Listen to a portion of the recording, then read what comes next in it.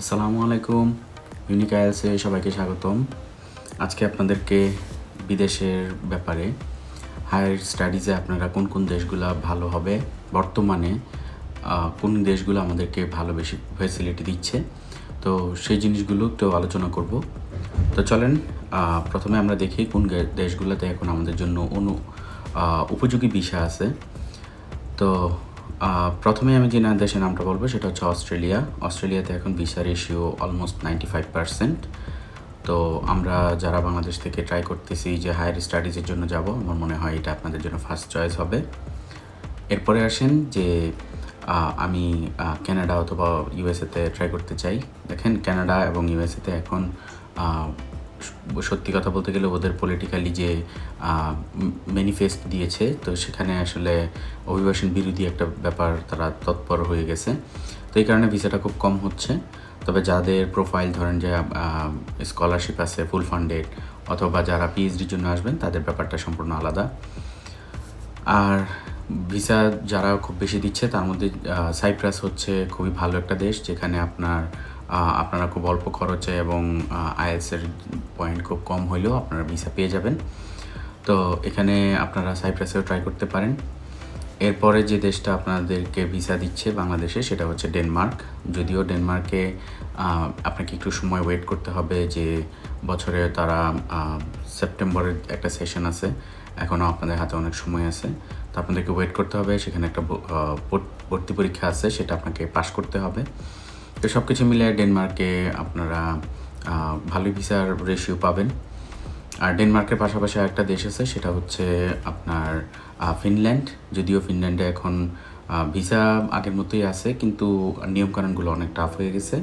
আর problem যেটা হচ্ছে, Indian embassy থেকে ভিসা পাওয়া যাচ্ছে না, অ্যাপয়েন্টমেন্টের ডেট টাইম পাওয়া যাচ্ছে না।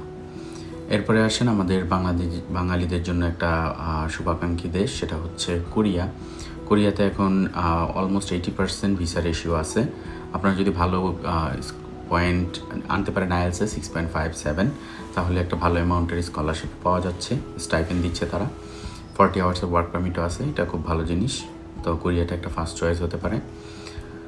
এরপরে আসেন মালয়েশিয়াতে প্রায় 96% ভিসা অ্যাকসেপ্টেন্স রেশিও, আপনারা মালয়েশিয়াতেও ট্রাই করতে পারেন। এবং নতুন করে আমরা যেটা দেখতেছি, রাশিয়াতে হিউজ পরিমাণে ভিসা হচ্ছে এবং 100% স্কলারশিপ পর্যন্ত দিচ্ছে তারা। এটা একটা ভালো অপশন, আমাদের জন্য নতুন দরজা খোলা হয়েছে।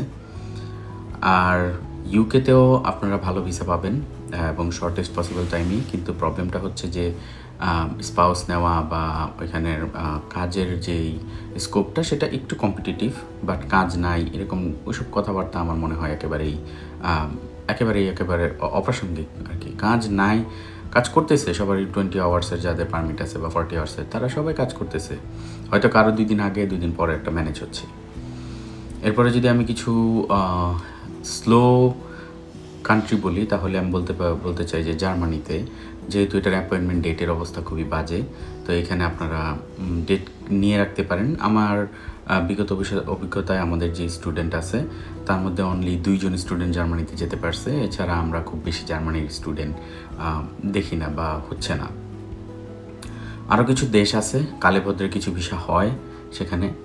তো একটা সময় তারা ভালো ভিসা দিছে, কিন্তু কোনো কারণে হয়তো আমাদের হয়তো ক্রাইটেরিয়ার সাথে যাচ্ছে না, বা কোনো কিছু কারণে ওরা ভিসাগুলো খুব কমিয়ে দিছে। সেগুলোর মধ্যে আমি মেনশন করতে চাই নেদারল্যান্ড, খুব ভালো একটা দেশ। দেন সুইডেন, এবং খুবই সুন্দর একটা দেশ। নরওয়েতে কিছুদিন শুনছি যে ভিসা হয়েছে। অস্ট্রিয়া, সাইবেরিয়া, দেন সার্বিয়া। তো এই কান্ট্রিগুলোতে সাইবেরিয়া না, সার্বিয়া। হ্যাঁ, তো এই দুইটাতে আমার সবসময় প্যাচ লেগে যায়। তো এই সার্বিয়াতেও আমাদের স্টুডেন্টরা ভালোই গিয়েছে সেখানে। তো এই হচ্ছে মোটামুটি কোন কোন দেশগুলো আমাদেরকে ভিসা দিচ্ছে। তো এখানে আপনারা যখন আরও বেশি ইনফরমেশন নিতে যাবেন, আপনারা আমাদের সাথে যোগাযোগ করতে পারেন। আমরা ইনফরমেশন দিয়ে আপনাকে অবশ্যই তথ্য সহায়তা করব, এবং আপনার যাতে কোনো জায়গায় কনফিউশন না থাকে, এবং আপনি যাতে কনফিডেন্টলি সব কিছু ভেরিফাই করে কোন প্রতারণার শিকার না হন, ততটুকু হেল্প আমাদের ইউনিক আইএলটিএস থেকে করা হবে।